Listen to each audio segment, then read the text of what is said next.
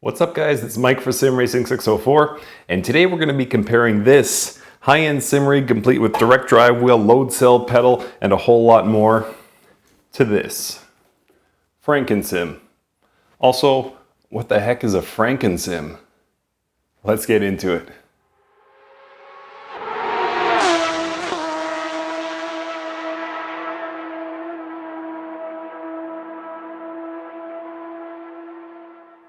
So the reason I wanted to make this video, there's a few reasons actually. First and foremost, if you're anything like me, you're always looking at new gear, things to improve, things you don't like about your current rig. So I figured with some of these upgrades that I've undertaken, I might be able to answer some of those questions. So we're gonna get into things like, will any of this make you faster? Also, what upgrades do I recommend?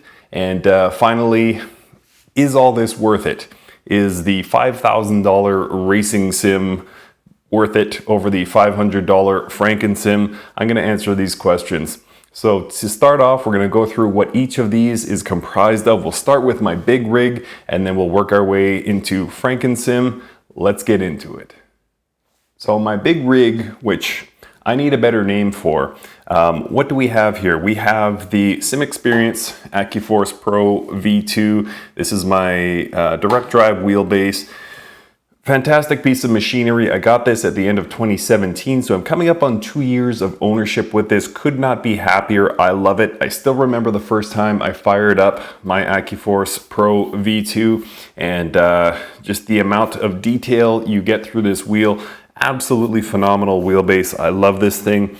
Moving down to the pedals are arguably the most important piece of sim gear a racer will own, and I'm very happy with these. These are the Fanatic V3 inverted pedals, and tremendous piece of machinery. I've since actually added a upgrade kit. You guys might have seen my video where I upgraded this. There is a damper kit you can throw into these pedals to increase your sort of brake resistance. So it does have the load cell right out of the box, and I've been very happy with these pedals. I bought them at the same time as the AccuForce. They were delivered roughly the same time. So I'm now just about 2 years into ownership of these things, and much like the AccuForce, I could not be happier. This is probably the gear where I did notice some improvements on my lap time.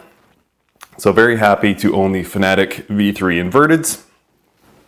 And moving down now to the H-pattern shifter. So I have this Thrustmaster TH8A shifter. It's 7 speeds plus reverse. Again, this is something that I have upgraded. I added the Ricmotech upgrade kit. This is a short throw shift kit that allows you to get in and out of gears faster. I've really enjoyed the upgrade kit. I wasn't a huge fan of the TH8A initially, but the short throw shift kit did definitely help things. Moving on now to the video, I am running VR on occasion. If you're somebody who joined my channel in the last year or so, you probably haven't seen much, if any, VR content from me. The reason being is they're just tougher videos to edit. You miss starting videos, things like that. So it's strictly from a video production standpoint that I don't run more VR. I love VR. It just completely takes you into the moment, of course. You feel like you're one with the car. I don't think any genre of game lends itself to VR as well as racing games do, specifically racing sims. And then when you're seated inside a cockpit with a direct drive wheel and load cell pedal, just kind of adds to the whole ambiance and makes for a great racing experience. And VR, a huge part of that. I'm running the Oculus Rift. Of course, there are newer versions of Oculus headsets now, as well as more competition on the market. I would be looking to upgrade this at some point in the future, but for now, I really enjoy my Oculus Rift. And of course, tying it all together, the cockpit that I'm seated in, this is the Next Level Racing GT track. Just phenomenal piece of machinery. As most of you know, I am partnered with Next Level Racing, and they were kind enough to send me this, and just an awesome piece of machinery. I didn't look, it was the last piece of gear that I owned. I owned all of this before I owned the cockpit that it's seated in. Reason being is I never thought I would get much use out of a proper cockpit, but boy was I wrong. It really feels immersive when you just come up to the rig, you sit down in your racing seat, you strap in with these seat belts optional, you put on your VR headset and grab hold of your racing wheel. It really puts you in the racing moment, and the cockpit has done more for that than I thought it would. So very happy with this next level racing product. And of course, the brains of it all, this is my PC. It's got an i5 processor, in addition to a 1080 video card. I list the specs for my PC in most of my videos. I don't want to open this panel up because you do not want to see my cable management. Trust me on that. But this is my PC. I am primarily a PC gamer, so this is it. So that pretty much sums up my experience. This is the big rig, and the total cost for all this gear is somewhere around the $5,000 Canadian mark. I'll leave it up to you to convert that into your local currency, but about $5,000 for everything you're seeing here. Now let's move on to Frankensim. So my Frankensim. So what is this thing? Well, most of you probably recognize this G29 wheel. This was the first force feedback wheel I owned. Got this about 3 years ago, I suppose, after Assetto Corsa for console was kicking my butt. I decided to go with a wheel instead of a controller, so got this used for about 200 bucks. Now, if you're thinking about doing this for yourself, you might be thinking, well, how do I find a G29 for 200 bucks? There's actually lots, and you might not find a G29, but there's a number of other competing products on the market, maybe a T150, you might find a G920, something like that, but there are options in the used market for around the $200 Canadian price point for a wheel like this, and it included the pedals. And honestly, the G29 is a fantastic option. I talked about this when I did a pedal comparison video. The brake pedal, which is, in my opinion, the most important pedal by some measure, is really good. It's not a load cell pedal, but the progression of it is fantastic. And I really like the G29. I have a lot of good things to say about it. And you probably noticed it's all housed on something very interesting. This is actually a Thrustmaster product. It came with this wheel originally. This is a Ferrari 430 wheel, and my wife found this on a Facebook, something like Bidding Battles or whatever it's called, and it was on for $9, and it was a force feedback wheel for $9, and she asked me if I was interested. I said, of course. So ended up getting it for 20 bucks, got it home, realized it was only for PlayStation 3. It was wireless, it was battery powered. It had none of the specs that I wanted in a force feedback wheel, even at the $20 price point.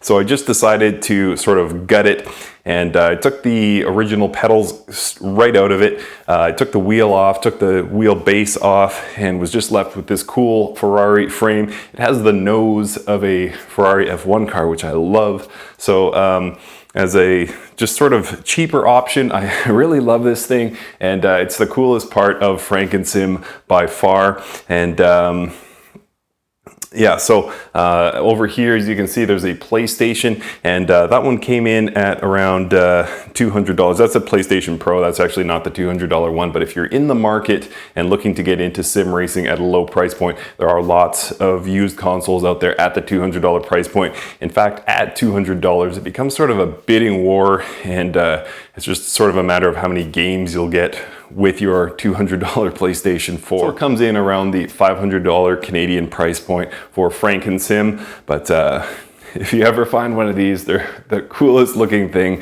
this Thrustmaster Ferrari 430. So that's Frankensim. That's my $500 sim racing setup. Okay guys, so it's time to sum things up here.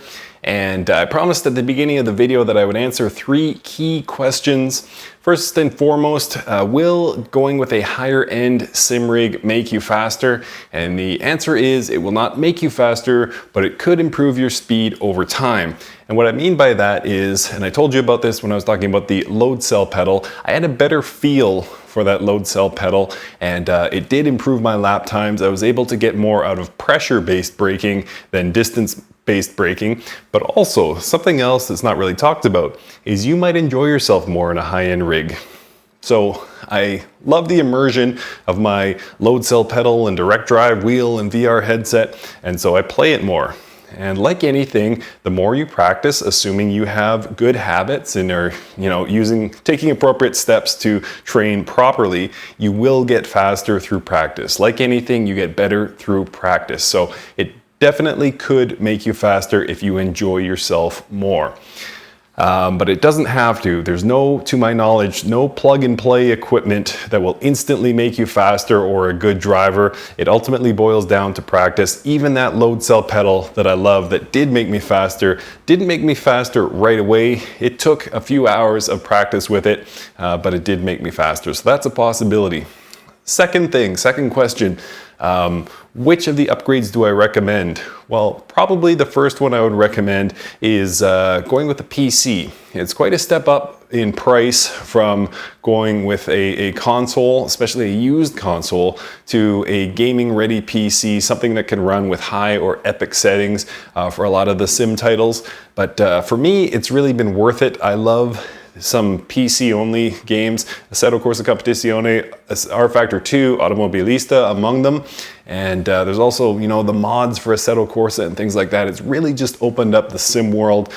And so that would be one of my recommendations. The second one is the brake pedal. I feel the brake pedal is probably, talking exclusively sim racing gear, perhaps the most important piece of gear you have, more important even than the accelerator pedal or clutch pedal. I would say the brake pedal ranks very high on my recommended upgrades.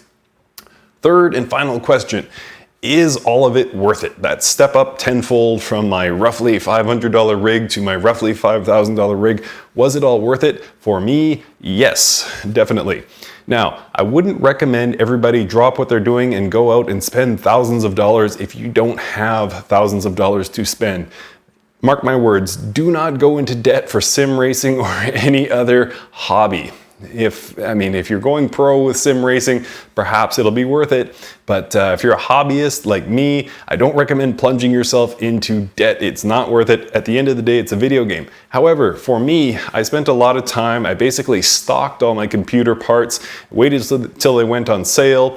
I bought some of the gear with a Christmas bonus. Another one came from a partnership with Next Level Racing. So I sort of worked my way up to it, and it's been awesomely worth it. I didn't have to incur any debt for it, which was great. So again, don't go into debt for it, but once you have it, I think you'll love it. For me, it's been very much worth it. And yeah, so if you're a sim racer, you'll probably love a lot of this stuff, but I don't recommend any hardships come from it.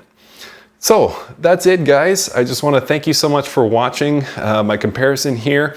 And I am looking for a new name for Big Rig. If you have something, let me know. I hope this was helpful. As always, you can email me with questions specific to the gear, simracing604@gmail.com. Thank you guys so much for watching, and we'll see you next time.